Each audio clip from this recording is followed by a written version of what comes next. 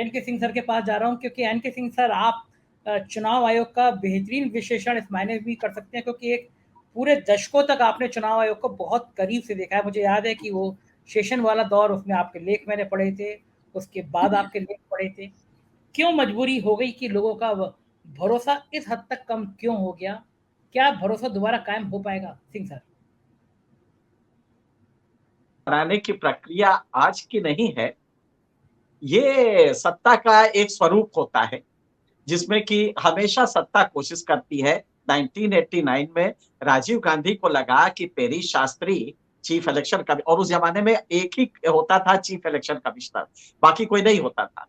और ये 30 साल चला, आजादी के बाद से 1950 से 89 तक, 39 ईयर्स एक ही सीईसी होता था। 89 में राजीव गांधी ने संविधान में संशोधन करके, संविधान में संशोधन की जरूरत नहीं थी क्योंकि संविधान में प्रोवाइडेड है चीफ इलेक्शन कमिश्नर या इलेक्शन कमिश्नर, ये दोनों शब्द लिखे हुए हैं। तो उन्होंने उसी को निकाल के और 2 इलेक्शन कमिश्नर और अपॉइंट कर दिए, क्योंकि उनको लगा कि 89 के चुनाव में ये सीईसी कुछ गड़बड़ कर सकते हैं। सेशन आते हैं, उसके बाद सेशन आते हैं और नरसिम्हा राव को भी दिक्कत होने लगती है, तो वो फिर इस व्यवस्था को फिर वीपी सिंह ने खत्म कर दिया था, लेकिन नरसिम्हा राव आए तो उन्होंने फिर से लागू कर दिया और 2 इलेक्शन कमिश्नर और बना दिए ताकि सेशन पे कंट्रोल किया जा सके। अब आपको जो असली बात है वो बताते हैं। टीएन सेशन ने क्या किया, उनको काम देना बंद कर दिया, काम ही देना दोनों इलेक्शन कमिश्नर्स को बंद कर दिया। और अगला स्टेप ये लिया कि चुनाव होने थे, उन्होंने किसी राज्य के चुनाव के लिए कहा कि आप फोर्सेस भेजिए। केंद्र सरकार ने कहा कि मेरे पास फोर्सेस नहीं है, तो सेशन ने कुछ नहीं किया, कहा कि मैं चुनाव ही नहीं कराऊंगा। इतनी बड़ी क्राइसिस हो गई कि सरकार को झुकना पड़ा। तो वो सेशन थे, इसलिए हो गया सेशन। आज जो जजमेंट आया है उसका एक पार्ट आपको बताते हैं। उसने बहुत खूबसूरत कहा है कि अगर अपॉइंटमेंट्स को लेके इलेक्शन कमिश्नर या चीफ इलेक्शन कमिश्नर एहसान का भाव रखेंगे कि सत्ता ने साहब बड़ा अच्छा मेहरबानी की हमें अपॉइंट कर दिया, तो इसका खतरा यह है कि जो आर्टिकल 14 है, राइट टू इक्वालिटी, ये इथेनॉल का काम करेगा। मतलब कि उसमें घुला देगा हमारी पूरी की पूरी जो संविधान का रीढ़ है, राइट टू इक्वालिटी, आर्टिकल 14 का, उसका ये विलयक होगा, ये उसको खत्म कर देगा। और यही लेके इन्होंने कहा, उसकी वजह क्या थी, एक जगह उसमें जिक्र आया है जजमेंट में कि साहब कमाल हो गया, ये गवर्नमेंट जब अपॉइंट करती है तो 24 घंटे के अंदर नाम आता है और 24 घंटे में अरुण गोयल को अपॉइंट कर देती है। उसको पैनल में अरुण गोयल का नाम 24 घंटे पहले आता है, रात बीतती है, अगले दिन अपॉइंटमेंट हो जाता है। दरअसल ये 8 साल में अगर आपने देखा हो तो 2 चीजें हुई हैं। गवर्नेंस की गरिमा खत्म करके और संस्थानों को केचुआ बना दिया गया, रीढ़ विहीन कर दिया गया है। तुम्हारे ऊपर छापा डलवा देंगे, अफसर रहे हो तो कुछ ना कुछ तो गलती हुई होगी, और ये पॉलिटिशियंस के साथ भी हुआ। तो एक तो गवर्नेंस की जो अपनी इनबिल्ट गरिमा होती है, जो आर्टिकल 311 से आती है, 311 से, जिसमें उनको प्रोटेक्शन दिया है सरदार पटेल ने। बहुत ऐतराज हुआ संविधान सभा में, लोगों ने कहा सरदार ये क्या कर रहे हैं आप, इन अफसरों को प्रोटेक्शन क्यों दे रहे हैं? उन्होंने कहा नहीं, इसलिए दे रहे हैं कि ये अपने पॉलिटिकल मास्टर्स के सामने तन के खड़ा हो और कहे कि ये गलत है, हम नहीं करेंगे, इसलिए ये प्रोटेक्शन दे रहे हैं। और आर्टिकल 311 आया। ये अफसर अब उससे भी तन नहीं कर पाए हैं और अब ये केचुआ बन गए हैं। तो संस्थाओं को केचुआ बनाना, गवर्नेंस की गरिमा खत्म करना, ये इन 8 सालों की उपलब्धि है। और पार्टी के लेवल पे कैडर को लुम्पेनाइज करना, लंपटवादी सोच का बना देना, एक लंपटता की तरफ ले जाना, क्योंकि उसका इनाम क्या मिलता है? अगर अफसर केचुआ बन गया तो उसे गवर्नर बना सकते हैं, उसे हम कमीशंस में डाल सकते हैं रिटायरमेंट के बाद। और यही जजेस के साथ भी कुछ हुआ है, आपने देखा किस तरह किया गया। चीफ जस्टिस ऑफ इंडिया कभी सोचा नहीं था, तो गवर्नर आप बना देते हैं, उसको राज्यसभा भेज देते हैं आप। तो ये याचक बनना, इंस्टीट्यूशंस याचक बन जाते हैं। आज का फैसला प्रजातंत्र के लिए शायद एक बड़ा मकाम होगा और पूरे दुनिया में इसकी गूंज होगी। लेकिन जब इस पे सवाल आता है क्या सीबीआई बदल गई? क्या इलेक्शन कमीशन बदल जाएगा? तो ये बात बिल्कुल सही है कि पैनल डिसाइड कौन करेगा? पैनल में जो नाम आएंगे वो तो सरकार ही भेजेगी ना। इसमें सबसे बड़ी, सुप्रीम कोर्ट ने बिल्कुल सही कहा है कि भाई तीनों बैठेंगे और तीन मिलकर ये कमेटी बनाएगी, लेकिन पैनल में जो नाम आएंगे भाई उन्हीं 5 नामों में से तो आप सेलेक्ट करेंगे, तो एहसान का भाव सरकार का तो हो जाएगा। अच्छा, उसको भी छोड़ दीजिए, अगर वो अनैतिक हो जाता है, अगर वो सरकार की चाटुकारिता अपॉइंटमेंट के बाद करता है, तो उसकी गारंटी ये भी तो हो सकती है कि वो गवर्नर अगली बार बना दिया जाए, उसको और पद दे दिए जाए। इलेक्शन कमिश्नर्स के साथ ये हुआ है। तो इसलिए आदमी की क्वालिटी नैतिक गिरी है। पिछले 70 सालों में भारत में नैतिक जो एजुकेशन जो माँ की गोद में मिलता था, नानी की कहानियों में मिलता था, जो मास्टर के हमारे आचरण से मिलता था, वो दो संस्थाएं, माँ की गोद और टीचर का आचरण, ये दोनों गायब हैं। नतीजा ये हुआ कि हम चलते फिरते एक पता नहीं बलात्कारी शब्द यूज करें तो हम चलते फिरते बलात्कारी हो गए, नैतिक बलात्कार करते। इसकी वजह से इलेक्शन कमिश्नर बड़ी ईमानदारी से आप चुनेंगे, लेकिन इसकी क्या गारंटी है कि उसको जब ये लालच दिया जाएगा कि अब यहां से तुम रिटायर हो गए तो तुम्हें गवर्नर बना दिया जाएगा, इससे वो नहीं टूटेगा। तो प्रॉब्लम तो वहां है कि हमने उन बच्चों को, जो नानी के किस्से होते थे जिसमें एक राजा एक रानी होती थी, लेकिन कहीं ना कहीं नैतिकता का एक पुट था, वो नहीं है। तो लिहाजा जो हम पैदा हो रहे हैं और जो तैयार हो रहे हैं वो मूल रूप से अनैतिक है। तो संस्था कैसे नैतिक होगी जब उसका डायरेक्टर चुना जाएगा और वो ये देखेगा कि अगला मिल क्या रहा है। जजेस को आप, 1 साल की बात है, 22 जजेस सुप्रीम कोर्ट से रिटायर हुए 3 साल के अंदर, उसमें से 19 को पोस्ट रिटायरमेंट पोस्ट दे दिए गए। 2 में एक ने रिफ्यूज किया, एक शायद भगवान के प्यारे हो गए इसलिए वो नहीं जा पाए। अब आप सोचिए इसके बाद वो जजेस, सुप्रीम कोर्ट की इंडिपेंडेंस कैसे रहेगी? यही आज ये जजमेंट जो है, ये भारत के प्रजातंत्र के लिए इतना बड़ा एक मकाम है। उसमें एक जगह बताया आपको, एक जगह सुप्रीम कोर्ट ने बड़ा बढ़िया अपने जजमेंट में कहा है कि the buck stops here, the buck stops at chief election commissioner's office. कि प्रजातंत्र का जो ये पूरी प्रक्रिया है, इसका भरोसा जो मूल है उसके अंदर वो ये है कि हमारा इलेक्शन कमीशन इंडिपेंडेंट है कि नहीं, और ये उसकी रीढ़ है, बक स्टॉप्स हियर। और यहीं पे आके वो खत्म होती है। मतलब सुप्रीम कोर्ट का जो ये प्रजातंत्र का जो अंतिम पड़ाव है वो है चुनाव प्रक्रिया में हम जनता का विश्वास। और ये बात सही है। अब आप जानते हैं इससे होगा क्या फैसले से? आपके व्यूअर्स को ये जानना जरूरी है। दरअसल अगले साल चुनाव होने जा रहे हैं।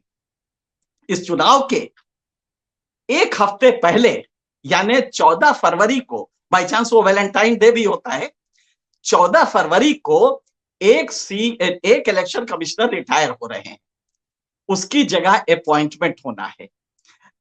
ये तो वर्तमान जो आए हैं वो रातों रात चुन लिए गए। एक जो इलेक्शन कमिश्नर रिटायर हो रहा है 14 फरवरी को, अब जो नई व्यवस्था आएगी इसमें वो जो चुना जाएगा वो इस नए सिस्टम से चुना जाएगा। और आप जानते हैं कि चुनाव की घोषणा मार्च में होती है। शायद सरकार ये चाहती कि किसी तरह इस वाले के होते हुए, जो अभी है फरवरी में रिटायर हो रहा है, हम चुनाव की घोषणा तभी करा दे, मतलब एक 15 दिन पहले करा दें।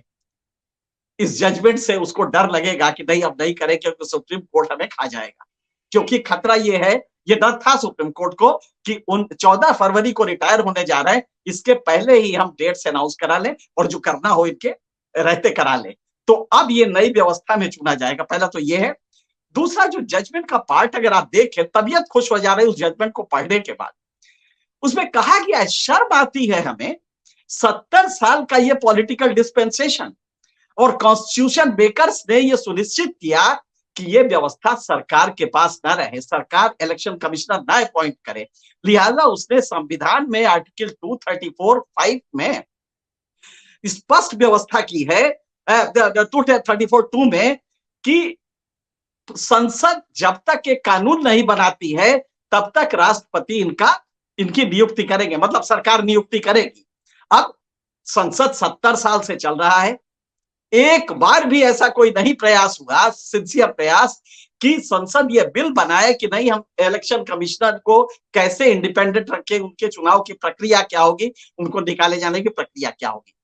निकाले जाने में election commissioner, chief election commissioner का तो है कि वो जज की तरह ही निकाला जाएगा, लेकिन बाकी दोनों के लिए नहीं है।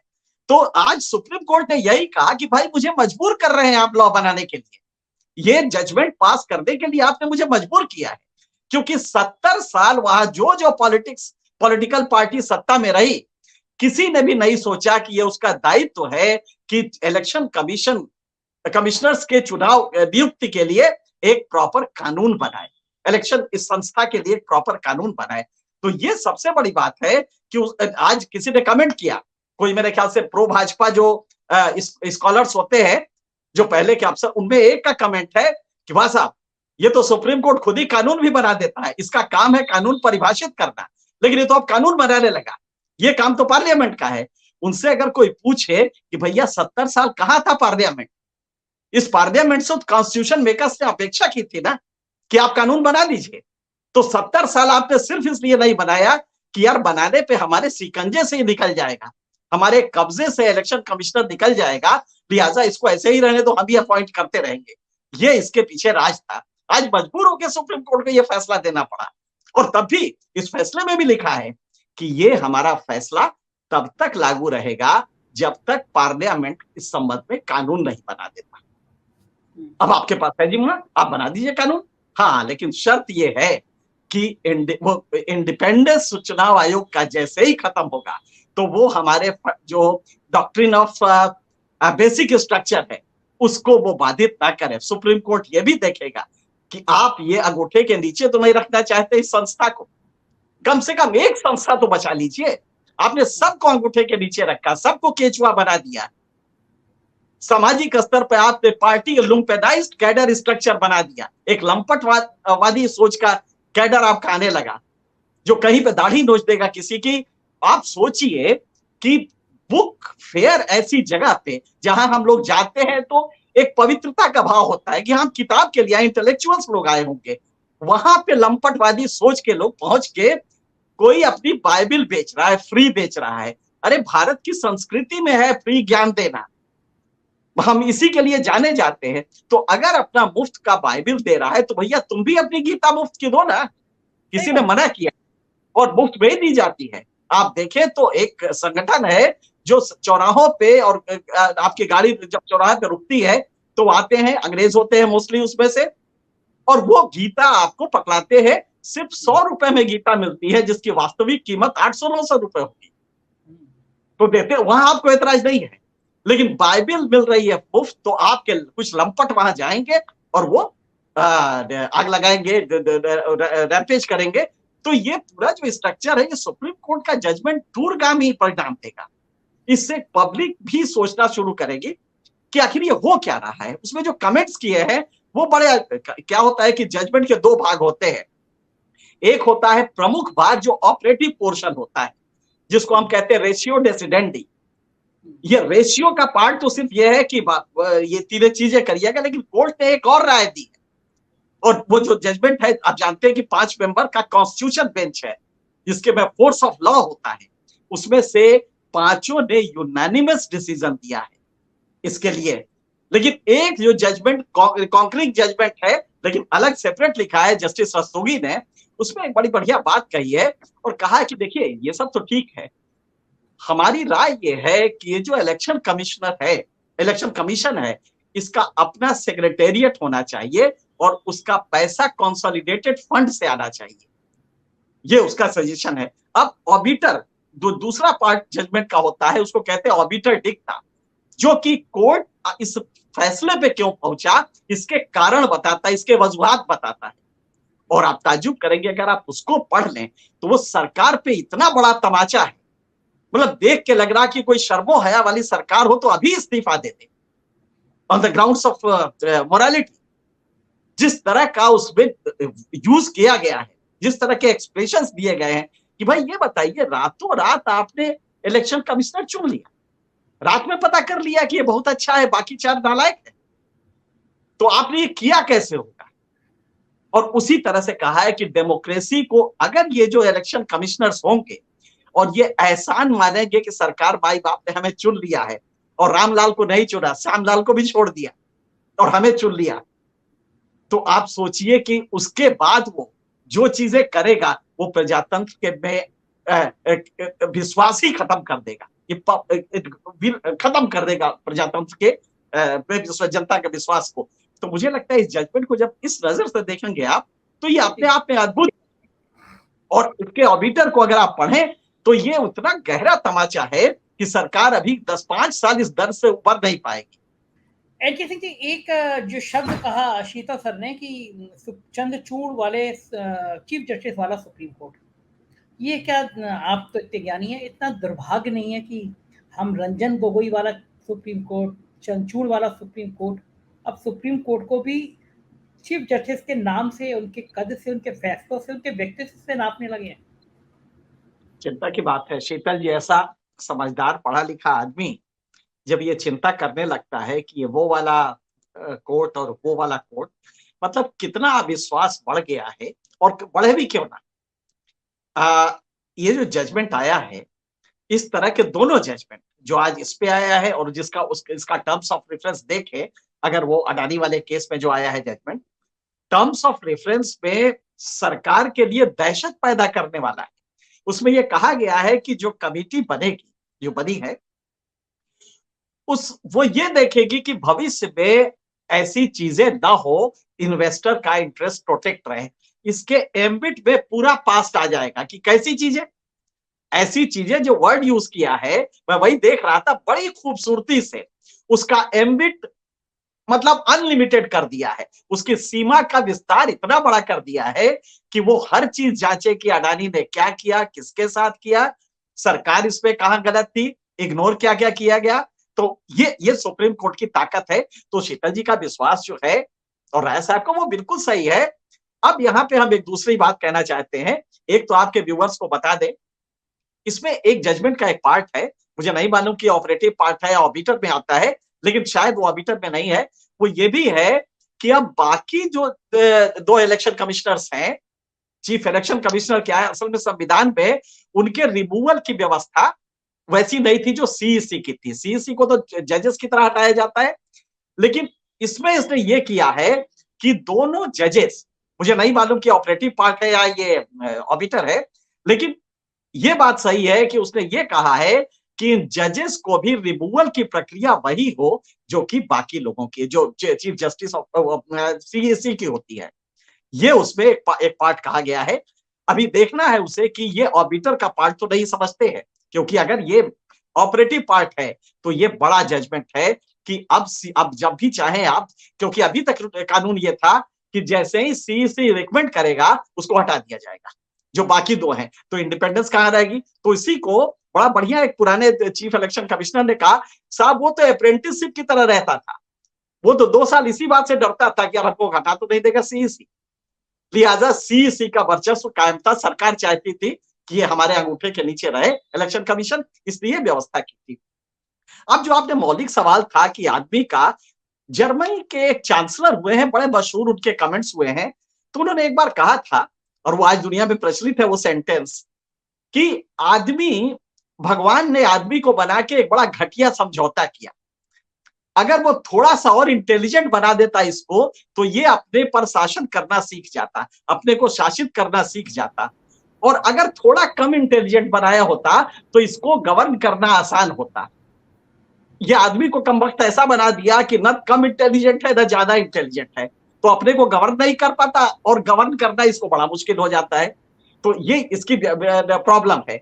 यहां पे अगर आप देखेंगे तो ये पूरी जो व्यवस्था है, इसको सरकार ने अंगूठे के नीचे रखने के सारे बंदोबस्त कर लिए हैं। लेकिन जो आप निराशा वाली बात है, वो कभी शीतल जी की तरह हम भी सोचते हैं, लेकिन एक ही भरोसा है कि लाखों करोड़ साल से कुत्ता भी है और आदमी भी है। आदमी ने अपना हवाई जहाज बना लिया, पार्लियामेंट बना लिया, ये हम लोग सोशल मीडिया इस समय जो कर रहे हैं ये भी बना लिया, और उसने कुछ इंस्टीट्यूशंस बनाए, बहुत कुछ कर दिया। कुत्ता अभी वही का वही है, क्योंकि आदमी को एक डिसर्निंग माइंड दिया था जो कि कुत्ते को नहीं दिया था। वो जो डिसर्निंग माइंड है जिससे आप आगे सोच सकते हैं और नॉलेज को अपने मिला के और कुछ नई चीजें गढ़ सकते हैं, जिससे आप हवाई जहाज बनाते हैं, पार्लियामेंट बनाते हैं, लेकिन इसी के साथ बलात्कार के तरीके भी बनाते हैं। तो ये वो जर्मन चांसलर का वही है कि ये कम इंटेलिजेंट है तो बलात्कार के तरीके ढूंढता है, और इंटेलिजेंट है लिहाजा पार्लियामेंट भी नाटक करने के लिए बना देता है। तो यही इसकी दिक्कत है कि हमने आदमी जो बनाया है, अब उसमें नैतिक मूल्य ना होने से, लेकिन आप निराश ना होइए, क्योंकि मेरा ये मानना है कि जो हम लोग कर रहे हैं आज, जो ये 1 घंटे की हम लोग की बातचीत हुई है, ये कहीं ना कहीं हमारे लोग देख रहे हैं, जनता देख रही है, और इससे उसको समझ में आने लगेगा। हम उनका करते क्या है, हम उनको वॉल्यूम ऑफ इंफॉर्मेशन देते हैं, दोनों व्यूज देते हैं कि कांग्रेस के जमाने में राजीव गांधी ने भी यही किया था, जब चीफ इलेक्शन कमीशन के पर करने के लिए 2 और ले आए, ये उनका उद्देश्य था। लेकिन फिर हम उसको सारी चीजें देके, कॉन्ट्रेरियन व्यू देके, फिर कहते हैं लॉजिक पावर देके, फिर हम कहते हैं कि अब तुम सोचो।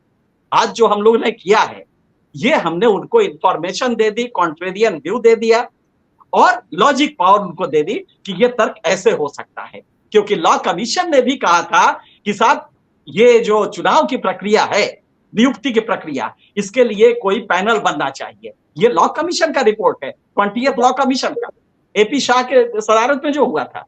तो ये कोई सुप्रीम कोर्ट ने अलग से नहीं किया है, ये लॉ कमीशन ने कहा है। 5 चीफ इलेक्शन कमिश्नर्स इसको रिकमेंड करके भेज चुके हैं गवर्नमेंट को कि साहब, इसके चुनाव जो हम लोग के होते हैं, इसको आप एक प्रक्रिया पैनल हो इंडिपेंडेंट, वो चुना करें। लेकिन सरकार को ये नहीं अच्छा लगा। तो हकीकत ये है कि हम कुछ भी कर ले जाएं, सरकार कुछ भी कर ले जाए, लुम्पेनाइज कितना भी कर दे पार्टी को, पार्टी स्ट्रक्चर को, समाज को, लेकिन एक बात है कि अगर आदमी जंगल से निकल के पार्लियामेंट बना सकता है, हाई राइज बिल्डिंग बना सकता है, तो वो विवेक है उसके अंदर। सिर्फ हमें उसको सही वॉल्यूम देना है, सही चीजें देनी है, और ये काम हम कर रहे हैं। पिछले 1 घंटे से हम लोग लगातार बैठ के अगर ये कर रहे हैं, और ये जो हमने दिया है, इसके लिए मुझे 4 घंटा पढ़ना पड़ा है, जजमेंट पूरा पढ़ना पड़ा है, इतिहास पढ़नी पड़ी है इलेक्शन कमीशन की। हमने इसलिए नहीं किया है कि हमें आके कुछ बोलना है यहाँ पे, सीतल जी भी इसलिए नहीं करते, राय साहब तो प्रोफेसर है, राय साहब के बारे में कहना ही क्या है। और संजय, अब आप तो आपकी रफ्तार देखे तो एक शेर याद आता है, पैदा न हो जमी से नया आसमां कोई, पैदा न हो जमी से नया आसमां कोई, जी कांपता है आपकी रफ्तार देखकर। तो मैं समझता हूं कि हम सब लोग एक दायित्व के साथ ये कर रहे हैं, और इससे वो समाज बदलेगा, सोच बदलेगा।